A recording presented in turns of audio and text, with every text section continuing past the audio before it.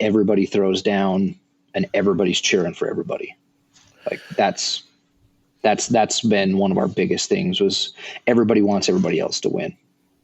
Yeah. I mean, if I was there, I would also want everybody else to win, but I would still want to beat everybody.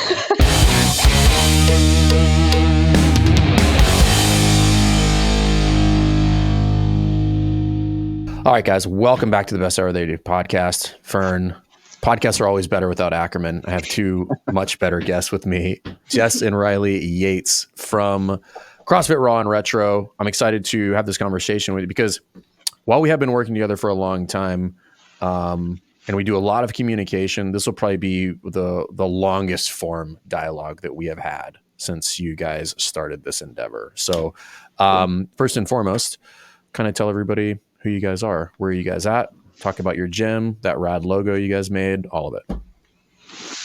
Yeah. So we're Riley and Jess Yates from Northern Utah. We own CrossFit Raw and Retro in Tremont, Utah. Mm-hmm. Our logo is here. Yeah. So here. They have like for those of you who are not watching this on YouTube, number one, go subscribe to the YouTube channel. But they listen, I'm gonna be very candid with everybody. I throw a lot of t-shirts away. I did not throw the Raw and Retro t-shirt away. I was like, this logo is pretty dope. And I think what's cool about your logo is like that's like a perfect logo. Like that's a perfect logo for repurpose and different prints on different color t-shirts, like for infinity. So it's a timeless logo. But anyway, we'll get into how you guys got to the podcast. So we're gonna go in the Wayback Machine. But before we get there, how long have you guys owned Raw and Retro? So we started in May. I believe so. So yeah, we probably formed the business in April, April. So about 8 months roughly. Yeah. Oh no. Well, it's just 7-ish. Like yeah, it's not. Yeah, 7. Yeah, going on 7 because we just hit some of our 6-month contracts that came up. So. Yeah. And then, and it's cool because I want to talk about, we'll get into the whole story, but like you guys, I was really pushing you guys, like, we need to get over the 100 member mark. And then we talked last week and you're like, oh yeah, we're at 117. And I'm like, oh, you just forgot to tell me. I got it. Okay, cool. But this is, not a unique story, but is unique in some sense on the way kind of things unfolded. So we were trying to figure this out before we started, but you guys, I couldn't remember how long before you decided to do this that we actually started talking. Do you guys remember by chance? I mean, I think it was close to, it was at least 6 months, if not. It was a long time. It was a long time. From the very first time we reached out to you. Yeah. I have in my brain, like I could probably figure it out, but I want to say it was like 8 months. Like you guys reached out and like, hey, this is the scenario. This is what we're thinking about doing. And I was like, cool, here's what I think. And then we communicated like off and on during that time, where like you would shoot me a text and I'd be like, all right, here's where we're at. Here's what we're going to be doing. And then finally it wanted to be like, we're in, like we're going. And I'm like, all right, let's get to it. We got work to do. So, kind of give us a little recap of like up to the point where you're like, hey, we're going to start a gym. Yeah, so that came from Jess. Like she was the push. So I was just a member of the gym, like a borderline terrible CrossFitter, but it kept me from being fat, And I had 5 shoulder surgeries, and it was the best thing that ever happened to my shoulders. Like I felt great doing it. She was coaching. She's been into fitness her whole life, and it became apparent that the gym we were going to, was changing.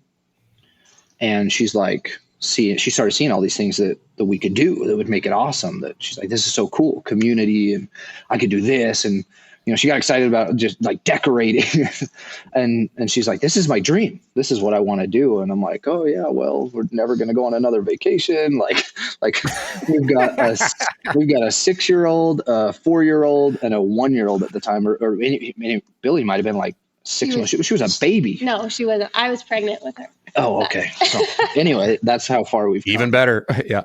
Yeah. And so I was the one that was like, this is not working. Like, this is not a good timing. If we were 6-7 years down the road, it would be better timing. anyway, which is funny because as you guys will pushed pick up for on it. this podcast, Jess is the quiet one in the group. So I usually talk to Riley, and Riley's now saying that Jess is the the leading driver of this endeavor. I'm just a silent pusher. Yeah. She's the one Perfect. that's like, you're talking. This all makes way more sense now. No, yeah. Okay, so you guys originally had reached out. Yeah, so and for the record, like Jess is running the gym full time now, 3 kids, and I would actually say you have within 8 months have, I'm sure it doesn't feel this way, but relatively speaking, struck a pretty solid balance as a business owner coaching in a very short amount of time. Yeah. I mean, we're getting there. No, she's killing it. She's doing great. Yeah, it's like every time I check in, it's just like she's quiet, and then I get the update, and I'm like, God, they're crushing it. But like Jessica, she never says anything. She's just over there just smashing away. Well, because most of the time sometimes I feel like I'm driving the train, and then most of the time I feel like I'm getting ran over and drugged behind it. So a lot of times I don't feel like I'm doing what we need to, but seems as though we maybe are. Well, I can assure you that you are, and that's a really good synopsis of business ownership. You're like, I'm driving and getting run over by the same train, and I think it's a pretty accurate depiction of that. So you guys reach out, and you're like, hey, I don't remember what the exact we had left kind of the first gym. That's what had happened. Like, okay, you were out at that point. Something happened between her and the owner, and I had left, she had left, and we were like, this gym could cease to exist, and there's not another option in town. Right. And so that's when we started listening to your podcast, because, our thoughts are like, we could own a gym. We probably should start listening to something about gym ownership. And yours was the first podcast we found. And that's when I reached out, and we started talking about whether we try and buy the current gym, like make an offer. And that's how you helped me we set up an offer. Or do we go to Brigham City and start one fresh? Do we try and start one here and compete? So we started talking about all those options. And so in the background, we were looking for buildings to lease or buy or whatever. At the same time, we were preparing to make an offer on the current gym and the property. And we were looking at different towns, and you were helping us through those decisions and what made most sense. What, I don't remember what the timeline was, but I like for whatever reason, like 4 months comes to mind with regard to like the process to like come to a final decision. You're like, hey, we have numerous options on the table, and then to the point where we got to like, this is the likely scenario. But like, do you remember like roughly how long that was? I don't. It was a long time. Yeah, I think what ended up happening is he ended up selling the gym to someone else, and then it took a good 3 months for us to get into the rental of the gym. I think that's okay. Was that more of a timeline? Yeah, I don't know. All I know is I was just getting beat into submission the whole time that it was actually a good idea. Badass! Oh, that's it. She's like, I'm going to leave you and find somebody that will let me start a gym. It was going to happen regardless. It was going to happen one way or the other.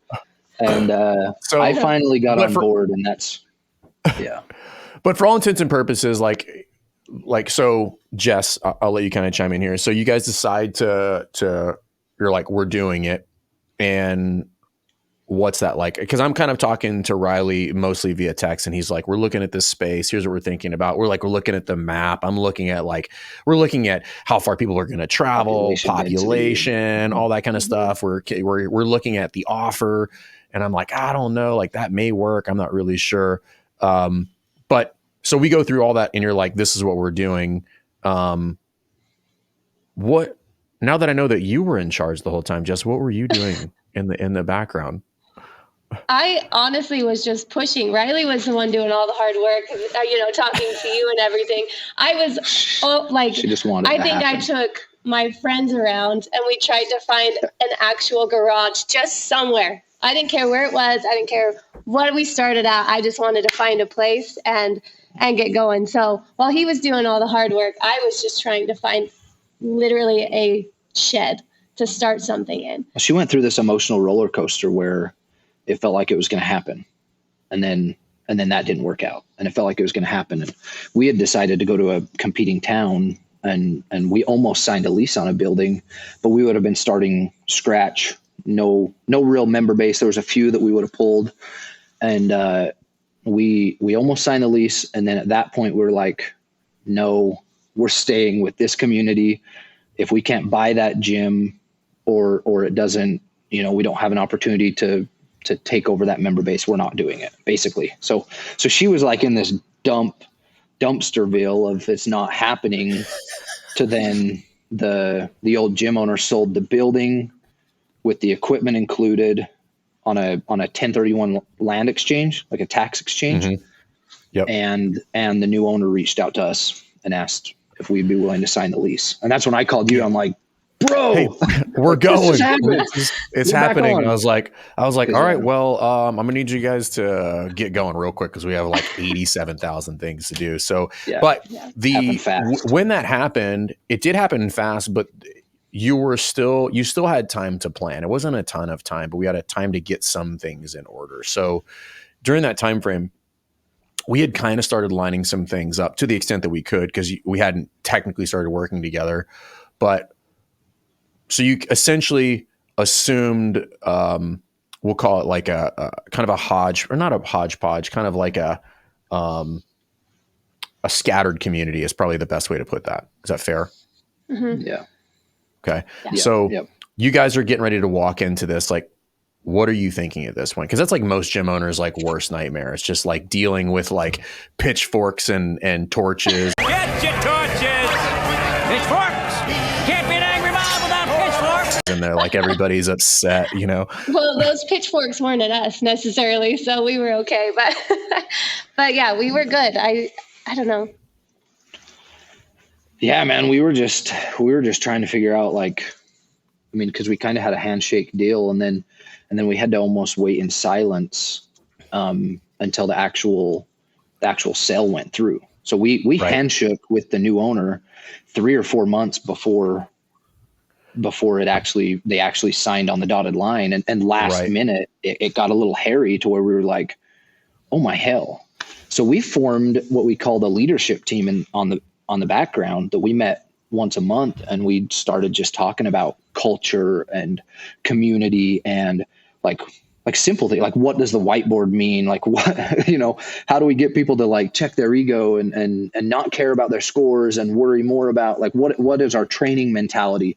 And we put a PowerPoint together of all this stuff and just splurged it to all these people. And the most important thing to us in that group was that every person in that group we knew would call us out on our bullshit, right? Like they were not yes people. Like that was the only thing I cared about, was that everybody in that group would say, no, that's stupid, or Riley, you're headed in the wrong direction, or Jess, that's wrong, and so that's really where we started forming what was going to happen.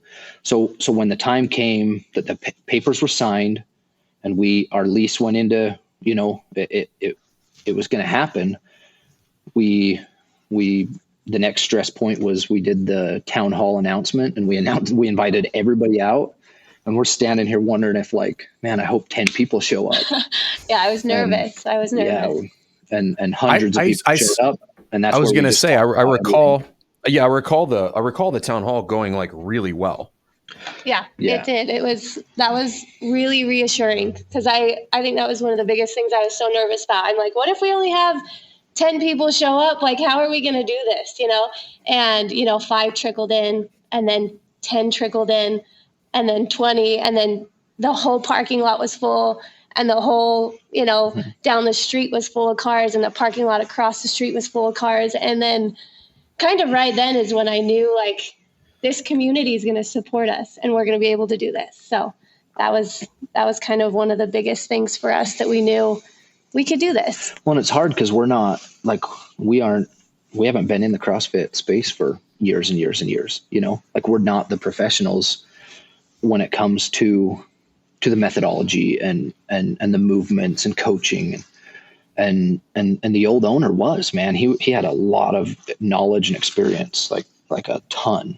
And so that was another stress point, was like, these people that do come over from him, are they going to even trust us? Because we're changing the whole mentality, we're changing the whole structure, we're changing a lot. And is there going to be pushback?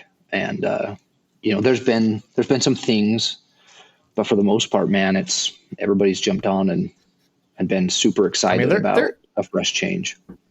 Yeah. I mean, there's always things, but I would genuinely and very candidly give you guys kudos, because like, you guys have been super coachable. So like, I mean, I specifically remember, I think you sent me your talking points for the town hall, and like we scrubbed those quite a bit. And I was like, hey, take these things out. That's not necessary. Like put this stuff in, talk about that, address moving forward, not about like what happened, right? Like, let's talk about like what is going to happen in the future.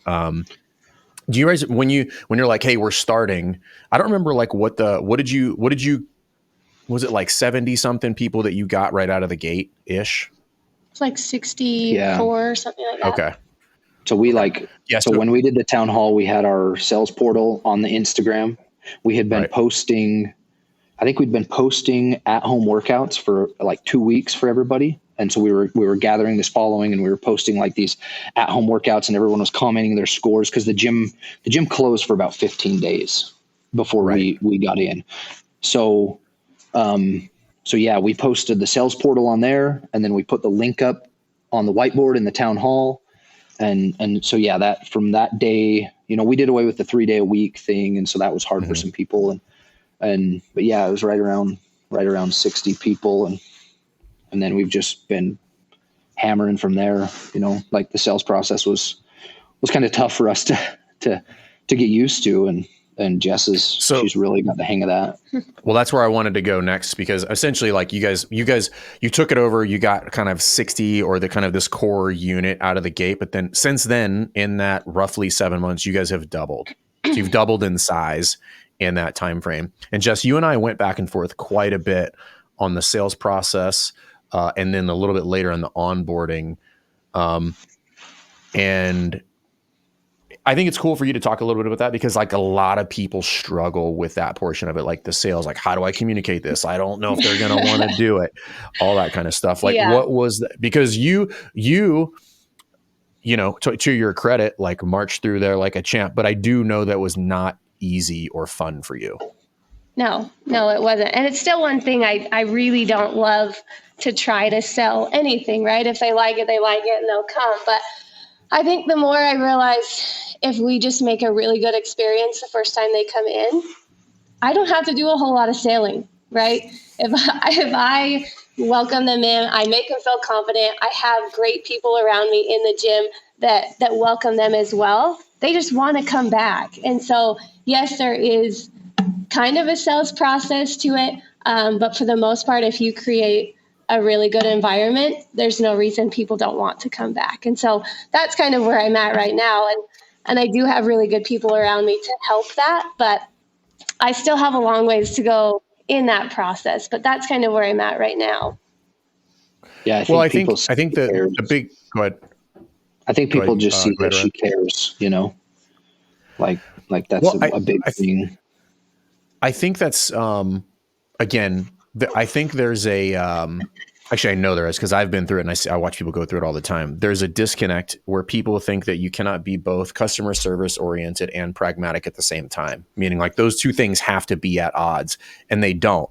And I would even argue it is like the more customer service oriented you are, the more pragmatic it allows you to be. Meaning like if I really focus on the experience, like that you just described, Jess, then it allows me to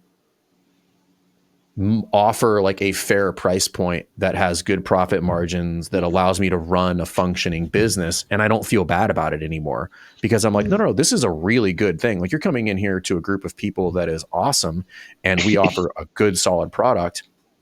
And I think once people understand that, I'm like, and it's exactly what you just said, Jess. I'm like, you don't have to sell.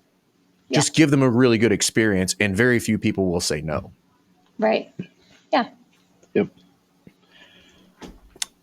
The other thing I wanted to talk to you about is the the operations, because I don't, you can speak to this, Jess, but like when you were in there running, you were like, there was a couple, I don't even remember what they were, but I always joke that like one of the big things I tell people all the time is no. There was a couple things you hit me with like, hey, I'm thinking about doing this. I'm like, nope. I was like, you still need to do more selling. You need to focus on growing the gym, running good classes. I know Riley was doing like this big work project in the back during the lobby and stuff like that. But I think not until maybe like a month ago or 2 months ago, as of this recording, definitely wasn't 2 months ago. I was like, all right, now let's shift modes a little bit and start to iron out the operations. Yeah. Yeah, I So think I want you to give your feedback on like, I say no a lot inside of the course and coaching because people are like, I want to do this. I'm like, no, like, you got to go back and do more of that. No, I think it's been really good for me actually, and him, because you always think you need to do more, and that false sense of urgency from people around you kind of make you feel like you have to do all these things, but it's that simple, do that but better is kind of what I go back to every single time. Like what we're doing is great, but we need to still do it better. So the extra classes and the extra whatever it may be, no. And it's okay to say no. And I think you telling me that has made it okay for me to tell other people no as well. So yeah, you've had that conversation with us. I mean, that's probably the biggest thing you drove home to us is like that false sense of urgency. Wait, I had like a mental breakdown a couple months ago because I'm like, this member wants, more chipper workouts, and this member's not posting their scores, and this member says their friend needs a later afternoon class, and this member says they want a kids camp, and this one wants teen camp, and this person says they need nutrition, and I'm like, we got to do it all. Like it needs to happen. And Jess is like, shut up. We need to be better in the group class. Like our coaching needs to be better, and so we keep going back to like, pull the reins. We're not going to half-ass a bunch of things. We're going to whole-ass one thing, and that's going to be that 1 hour that they're here and that our coaching is the best. And that's the thing. We talk about world-class affiliate. People around here don't know what that is, Like I thought the old gym was the greatest thing ever for a while, and then it started going downhill. And then we listened to your podcast and we're like, do that, but better. Like this could be better. This could be better. This could, and we start seeing these small things that can be done just in the 1 hour to make it so much better, and so we got a long ways to go. Like we have a lot of improvements that can be made just in the 1 hour group class. Well, I think that process is never over. Like I'll tell you right now, I'm personally going with CrossFit Rife through it right now. Like I think we do better. I would stack up the way we onboard people against virtually anybody. And I really was like, I was on the verge of like recreating it in its entirety. I was just like, we're going to scrub the whole thing and we're going to design a new onboarding that's bigger and better and blah, blah, blah, blah. And I like stopped to myself and I coached myself. I'm like, you don't need to do a new thing. There's probably no less than half a dozen things inside your current system that could be improved. Turns out there was 11 things that could be improved inside of our current onboarding. And I was like, okay, cool. Like, let me go back and dial those things in. That way we don't have to do a full system rehash. And I'm like, but I can add a little here. I can add a little here. And I think the whole point of it is like, sometimes the refinements are almost things that they're unnoticeable almost. And at which point we're like, oh, that's not going to make a difference. I'm like, well, that by itself won't make a difference, but that plus 10 other things absolutely makes a difference. Yep. And so this is for everybody. Like, and this is kind of what I was expressing to you guys about like, hey, you don't need to do all the extra stuff. Like you still need to really wrap your brain around running just a killer class. And I know, Jess, you're also working on, because we talked about this at length too, like how many classes did you start with when you opened? How many classes were you guys running? Was it 4 or 5? 5. Yeah. 5. And then you're up to how many now? Did you add the 6th yet? Nope. No. No, Okay, so you're still at 5. Holding off on that. Because one of the things, because like you're not coach, how many classes, how many of those are you coaching, Jess? Hey guys, Fern here. Real quick, I just want to share a quick success story from one of the hundreds of gyms that we've been able to help inside of Affiliate U. And our mission and best hour of their day is to ultimately improve and grow the greater CrossFit community by building better boxes and creating better businesses with better coaching staff so we can bring CrossFit to the masses. Check it out. And if you think we can help you, don't hesitate to reach out. As a result of Affiliate University, I will say my biggest takeaway is I am having so much fun as an affiliate owner. As a longtime affiliate owner, you always wonder, like, you know, have I reached my peak? Do I have it still in me to keep on going? And I tell you, I have discovered this new just me within Powell Harbor, and being an affiliate owner, it's thrilling to do what I do and exciting to do what I do. The connection between my coaching staff is amazing. What we do as a team is so much fun. We're giving the best experience to our members to a point where we are grossing the most we've ever done in the history of the affiliate. And I can say, because of Affiliate University, we've been given the tools to operate correctly, smoothly, learning systems and creating better experiences for our members to have that make them long-term members. And it's just been a blast doing it.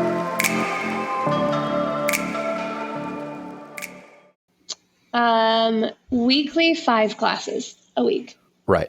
Okay. So I want everybody to listen to that again. Weekly 5 classes. So you coach 25 classes a month at the affiliate, right? And I think, me personally, that's the sweet spot if you're like an owner operator, meaning like that's not really my role anymore. So I might coach like 8 to 10 this month. But if you're the head honcho, I think that's like the perfect sweet spot to have like not a heavy workload, but still stay completely plugged in. But I want your feedback on that. Like, how does that feel to you? It's awesome. I mean, for a long time, we were coaching a lot of the classes, and I just felt like I couldn't focus on the business at all.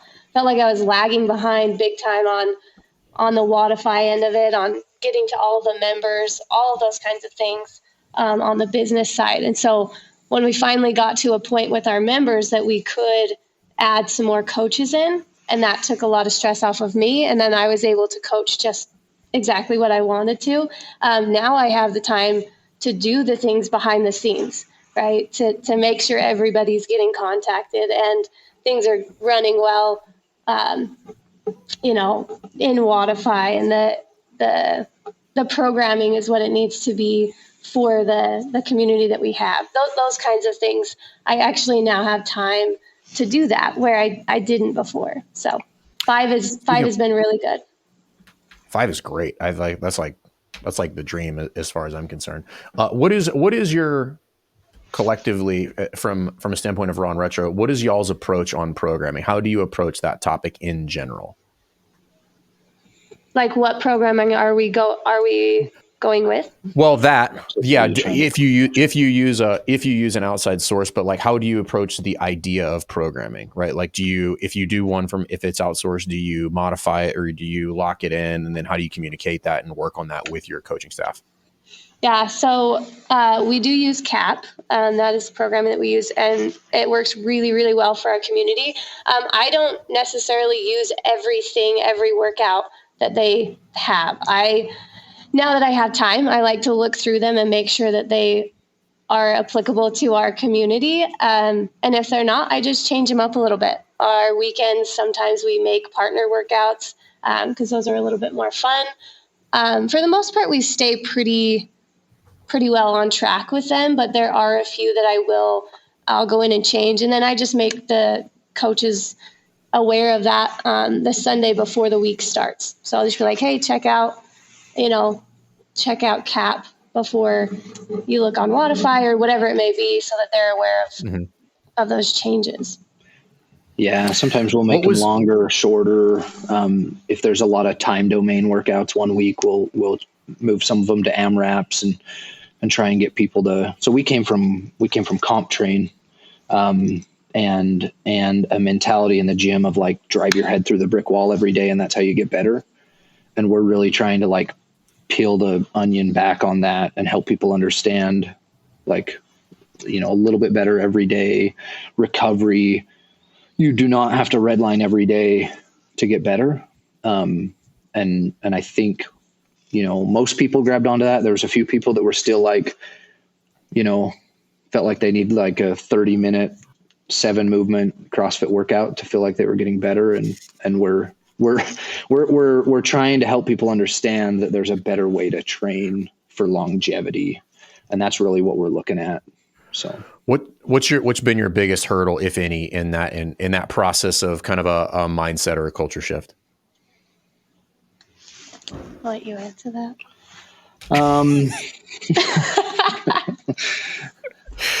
Oh, I don't know. Cause I was I'm super competitive. So I was the guy that came into the gym for a year every day and felt like I was capable of being on the top of the leaderboard. And so mentally I couldn't let myself just flow for a day. You know, it was weird. And so just the communication, especially with our leadership team and then some of our coaches, and we got on. Yeah, it was just realizing that like I don't have to come out of the gym every day hurting, and I don't have to RX every day. Like I can just flow like my 70% today, you know, in a year from now, it's going to be like my 100% was a year ago, my 70%. And everybody's been pretty good about it. I do think it took probably a good 3 months for people to realize like, hey, this programming, the way they're training is working. It was really cool. I don't remember what month it was, but all of a sudden everybody started just PR, and they were starting to get movements that they never got before. And it was all of a sudden like this aha moment of like, hey, this programming's great. And so we kind of busted through that a little bit. And then we had members talking about it, and that was starting to buzz all over the place. And so I think, you know, just having them trust us for that 3 months and trust that programming. And now I think we've got something pretty good rolling, and our members are now trusting it. So it was a hurdle for a minute, but we broke through it, I think.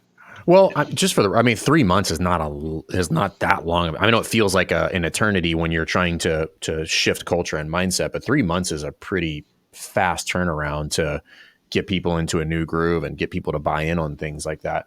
But I think what we talked about quite a bit in there was, yes, I think CAP programming is highly effective. I think it's well thought out. And I think all the people behind that are some of the smartest in the business. But I think what you guys focus on, because we talked about, I was like, you need to make it fun. Like the vibe in there is going to be the number one variable about making sure that people come in every day and they're going to tell their friends. So all that stuff that you're talking about is because you guys put the focus on like, listen, we got to make it fun. And very candidly, I told you guys, I'm like, you guys get a grace period here because it was like, there was some not great things happening in here. So you get the opportunity to be the good guy. So you should really capitalize on that. Like you should take advantage of it to some extent. And you guys doubled down on that. Like, is there anything unique about what you guys do in class with regard to like energy or play? Like Jay Ackerman fancies himself a DJ, which just for the record, everybody, he is not a DJ in any shape or fashion, or form or fashion. But when you guys think about like the vibe inside the box, like what is something that comes to mind? Because like sometimes I feel like that idea can be like super abstract, but like when you guys are like, hey, how do I keep the energy high? Like what do you focus on, Jess, when you're on the floor?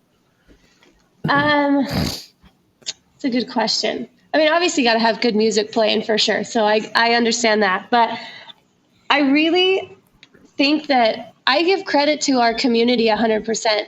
They bring a really fun vibe as well. So as soon as you walk in the door, it's, hey, how are you? You know, all those kinds of things that are just friendly right off the bat.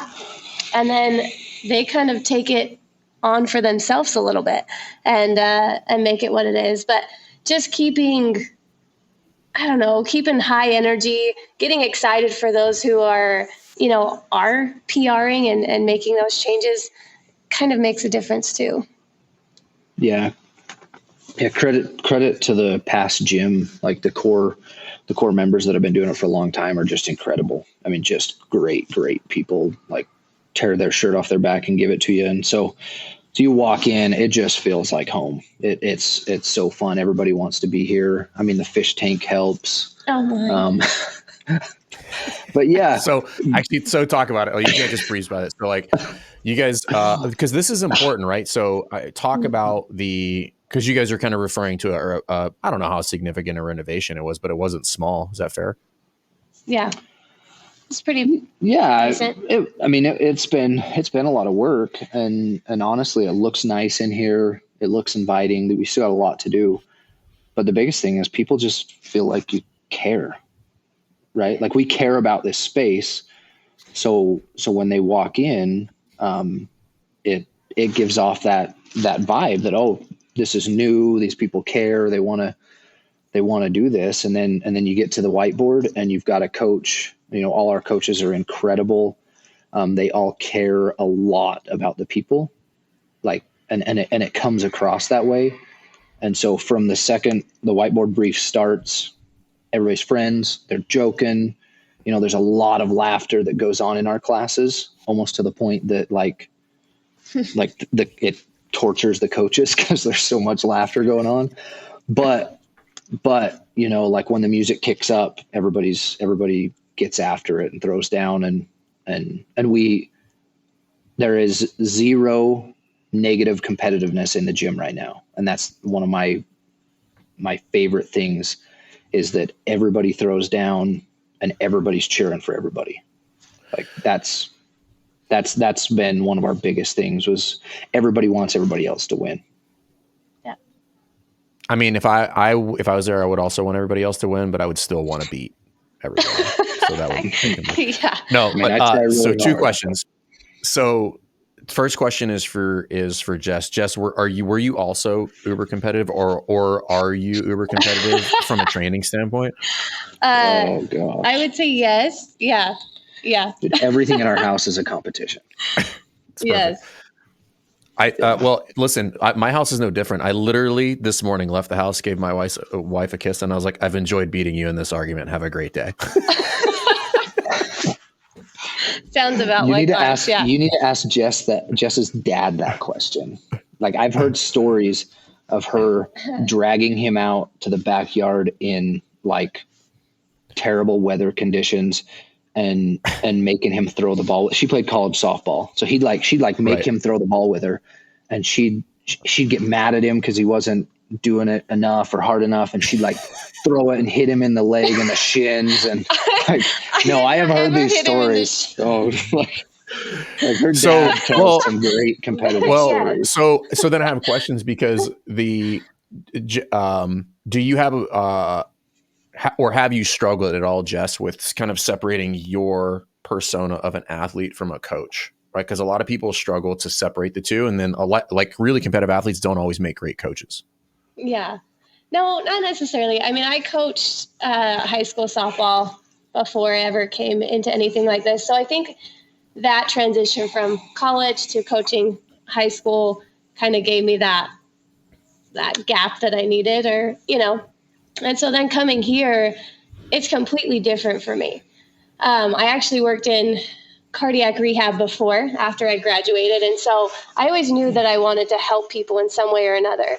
And so when I came into this position, I found that more than being competitive or even caring if somebody beat me, it was really awesome to see somebody else succeed and do well themselves. And so that's kind of where I found my joy. So yeah, I'm competitive, but not necessarily with the person with this person, yes. With this guy. In the gym, I don't necessarily care if they beat me, right?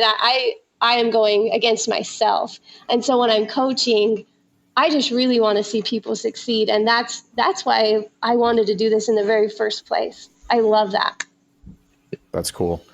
And then the second question is for you, Riley. Like, did you make that shift on the kind of like the understanding of the competitive aspect of it? Did you make that before you guys kind of were making this move into ownership, or did that happen because you were making the move into ownership? No, I've always been super competitive, but I feel like it was against myself. I was always friends with the guys in the gym. I always wanted the other guys. Like I was always cool if they beat me. You know, I really made that shift when, you know, I had my 5 shoulder surgeries and I had to resort to coaching wrestling instead of going on and competing further. And so I coached for 6 or 8 years, coaching wrestling. And that's where I really fell with the love of coaching. When we left the gym and kind of that competitive vibe of where I felt like I had to ram my head through the wall every day, we were working out in a barn, just me and one of our other coaches and a couple guys. And we were on the HWPO stuff. And that's where we had those conversations, and we realized, you know, like when you're just going against yourself and you're alone in a barn and there's like a bullet heater over there and it smells like propane, you realize it really doesn't matter. Like it doesn't matter if I'm first on the leaderboard or if I'm last. I'm still huffing propane. He always came home and was like, "Hey, what was your score?" So don't let it fool you. But yeah, you come into it and you realize that like this is the culture we want. We don't want people to feel like they have to shave reps because the leaderboard is important.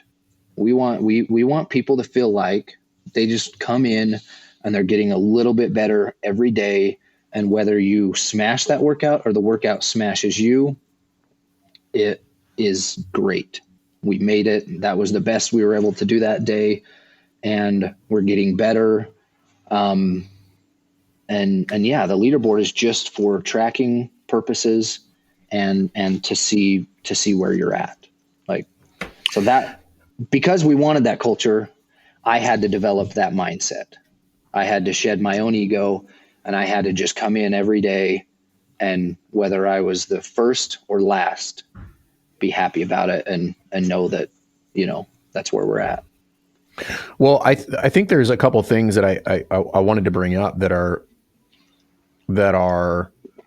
a result of that, right? So like, obviously you guys put in the work, you know, you focused on the right things. You're able to grow and continue to grow a good community by focusing on the training aspect of it, but not from a competitive standpoint, from a quality and longevity standpoint. But then what that's resulted is like, because we've had numerous conversations over the past couple of weeks about like what that ends up bringing when you focus on the right thing is it brings more opportunity to you. So like you guys have had the opportunity to discuss like training youth sports teams. Like you guys just were doing this fundraiser for one of your members. And like you guys are at this point where you took over a kind of broken community, fostered it, doubled it, and are now doing things that are impacting outside of your gym community. And you're not even at your 1 year mark. Yeah. Yeah, it's fun, man. That was the kicker that made us decide to do this. One, we didn't want the CrossFit experience to go away from this town and the community that we had fallen in love with.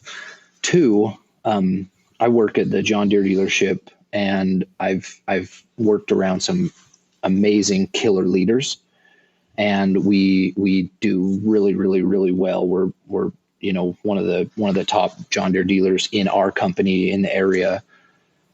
And I've worked really, really hard to develop these relationships with customers and build this team of, you know, I got 25 guys that work for me.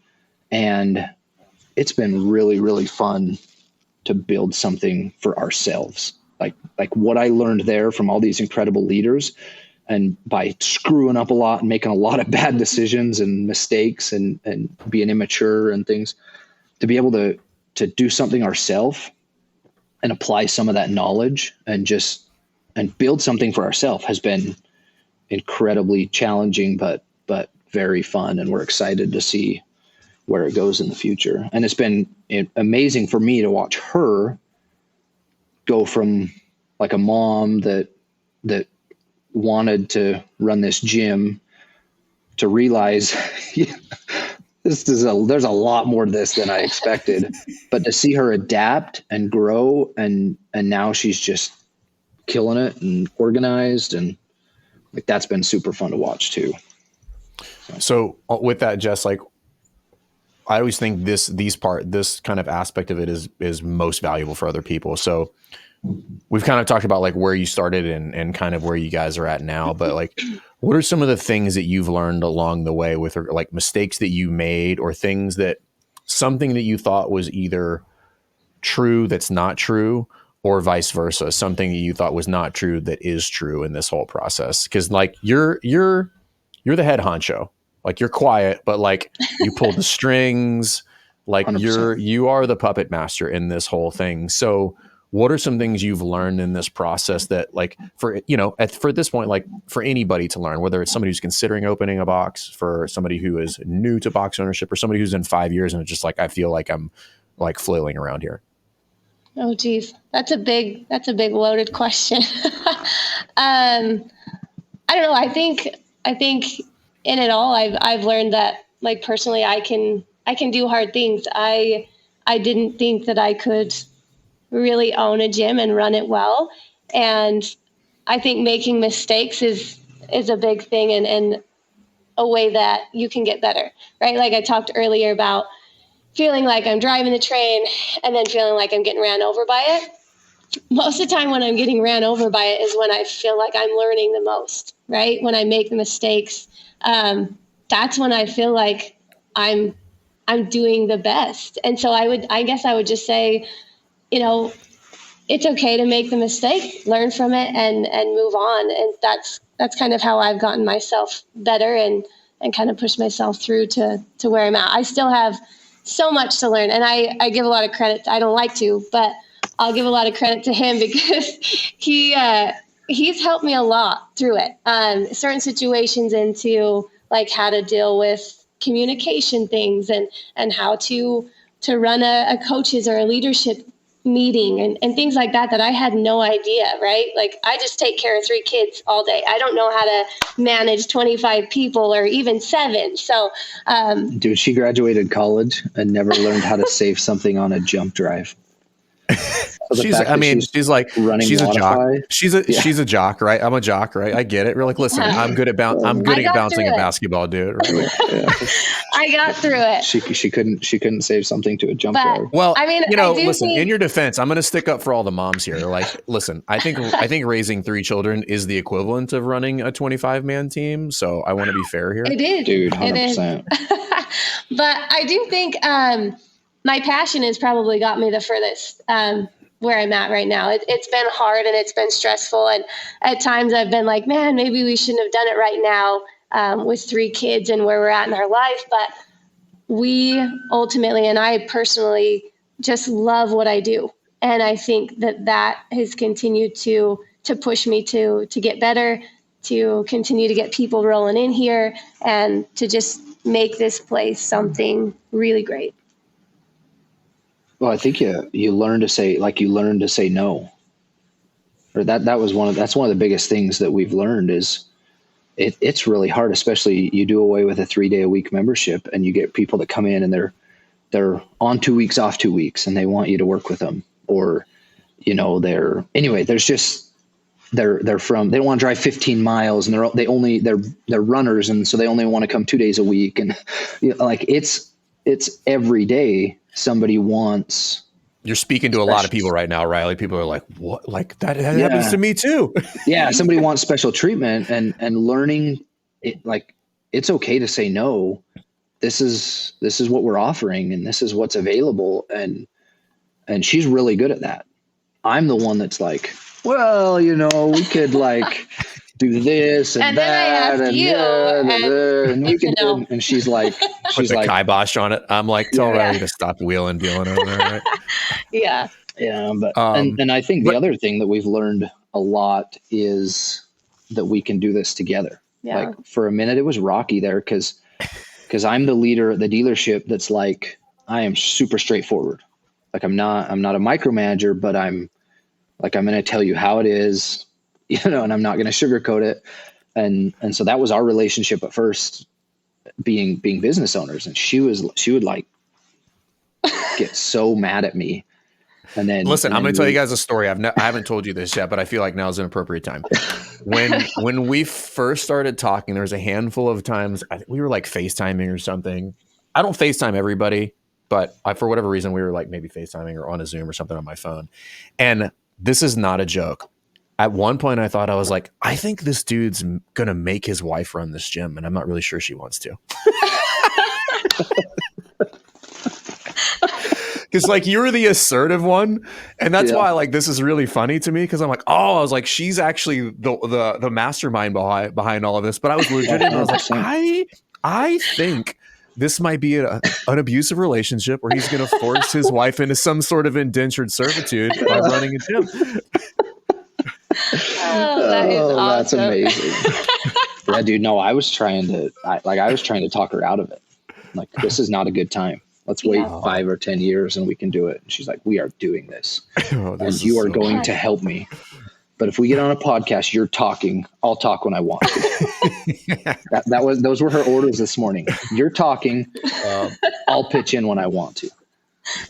The other thing I wanted to give you guys kudos for is you guys, again, going back to like you focus on the right things, and obviously you're still working on it. You continue to work on it. There's multiple evolutions of this, but you guys are in a good spot. And one of the things you guys were able to do, which is pretty cool, because Riley, you sent me that picture. You guys were able to do a fundraiser because there's a member that you guys had who one of their kids got RSV, and you guys put on a fundraiser, and you're reaching out to me, and but you guys. And the way I bring that up is because like you're doing the right things, what allows you the clarity and the bandwidth to do stuff like that. Yeah. Yeah. I mean, during that, so this is one of our coaches, and actually it's his daughter, his wife is onboarding and going to be on our coaching staff as well. But we thought for like 2 weeks of how to do a fundraiser, and we couldn't come up with something that felt right. And so I always try and think, I know what I don't know.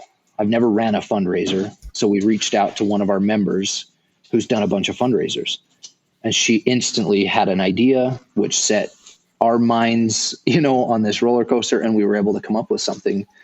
And it's been super fun. And I think it's something that's going to happen every year, and it's going to build every year and get better. And I think we've got 16 teams signed up so far at $250 a pop. We're like hauling in rowers from other countries, to be able to do this marathon row. And so for everybody that you don't have to talk about necessarily, but like one of the members, and then one of their kids got RSV, pretty sick in the hospital.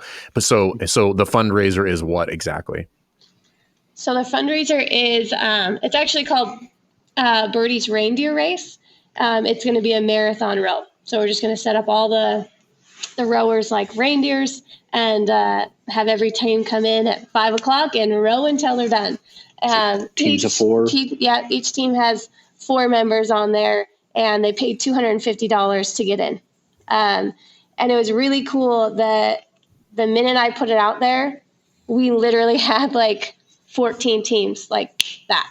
And so people just wanted in on it. It sounded fun. And yeah, I do give kudos to one of our members who did give us the idea of a marathon row that kind of got us rolling. But yeah, that's where we're at right now. And we've opened it up to the community because we do have the capacity to do that.